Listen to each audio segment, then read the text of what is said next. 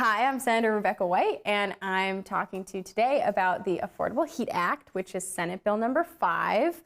The bill is referring to a clean heat standard, a performance standard for our thermal sector, which in layman's terms means that it is supporting a move to a regulated thermal sector, so how we heat and cool our buildings as a state.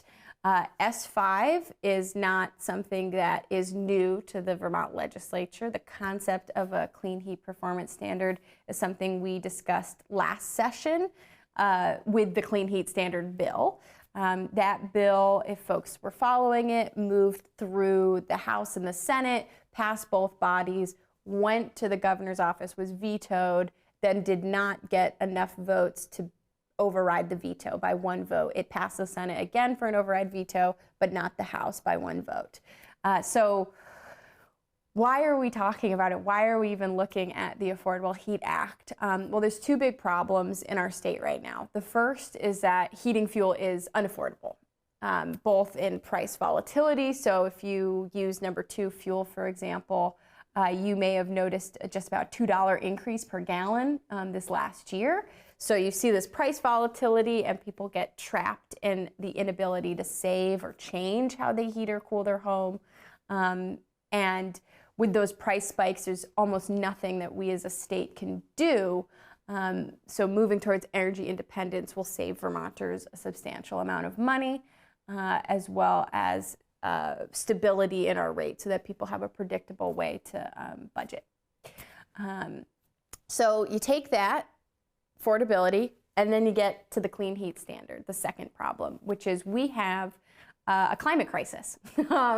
We are experiencing the worst existential crisis of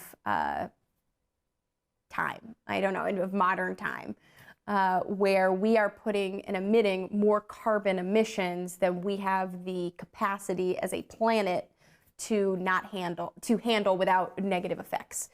So that's showing up in increased extreme natural disasters, temperatures, the loss of kind of the predictability of our seasons. So I've had many constituents who have talked to me about birds at different times or gardens being grown differently than they have in the past.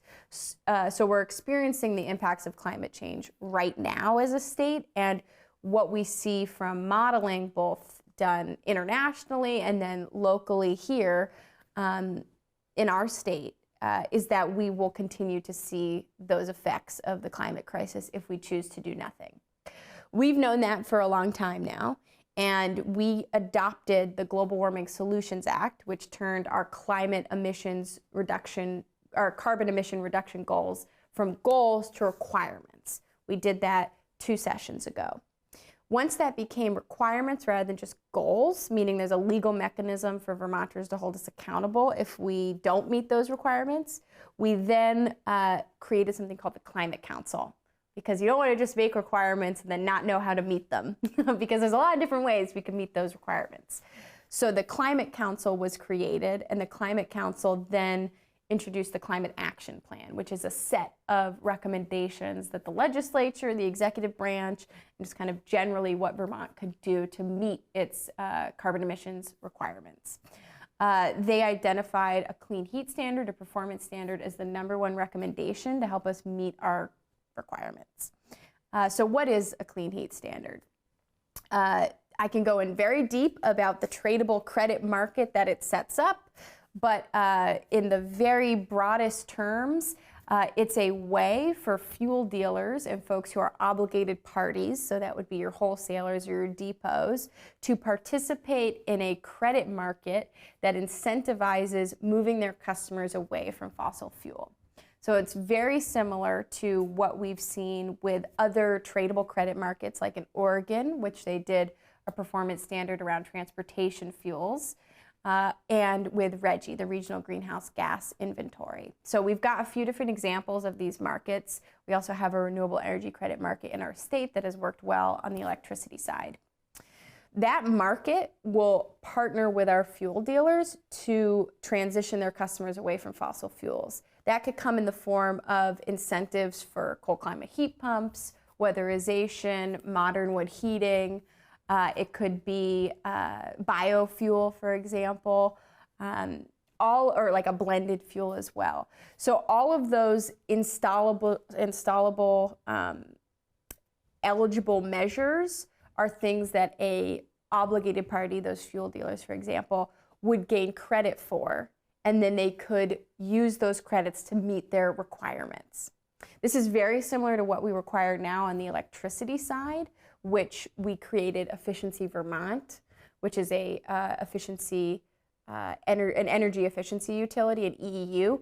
They were created to help us meet those goals on the electricity side. So now we're trying to do that with the thermal sector.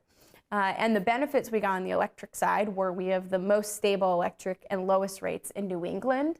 And we also vastly reduced our energy use. So when you look at the predictions of how much electricity Vermont was going to use with or without the introduction of Efficiency Vermont, we would have had a much greater energy use as a state than if we had not implemented Efficiency Vermont. The key difference is that this market, compared to having something like an all fuels utility, I've heard people say, oh, we should just make Efficiency Vermont do this work and don't worry about this performance standard. That leaves out our fuel dealers as partners because we need a workforce to do this work. So the goal is that they get to participate in the market and they themselves could be doing that work. Like they could be installing the clean heat measures, whatever those might be. So S5 had moved into, so when it was introduced, it entered Senate Natural Resources and Energy, which we spent about 7 weeks getting testimony on it with over 50 different witnesses. That then was voted out of committee on a 5-0 vote, meaning unanimous, and it went to Appropriations. Appropriations looked at the bill. They added an amendment, which, depending on how you look at it, it takes really the implementation out of effect. So the bill is not going to be implemented in 2026, which was the original design. There was a period of time where the Public Utilities Commission and the rulemaking process would be creating the program. That was going to then be implemented in 2026. With the appropriations amendment, it's not implemented. Instead, it's what I would consider largely a planning bill rather than an implementation bill. Out of appropriations, it came to the floor of the Senate where we voted on it, and 19 senators voted in favor of it. We've already learned the governor will veto this bill, so we will need 20 senators to override. We will get 20 senators most likely because of Senator Phil Baruth was at the podium when the vote was taken. Normally we would have the lieutenant governor there. So based on those numbers, we will have 20 votes if no one chooses to change their vote towards the not overriding a veto. But now that it's passed the Senate, it's over in the House, and they'll take extensive testimony in House Natural Resources as well. And then we'll see what happens there. It'll go to their finance, or it'll go to their Ways and Means and their appropriations committees. Then it'll go to the floor, and then it'll go to the governor, who ultimately has said he'll veto it, but perhaps with some of the changes he may support it, which one of the key changes he asked for was something called a check back, which was put into the bill last session, but he still vetoed it. But we've put that in again. That's the appropriations amendment.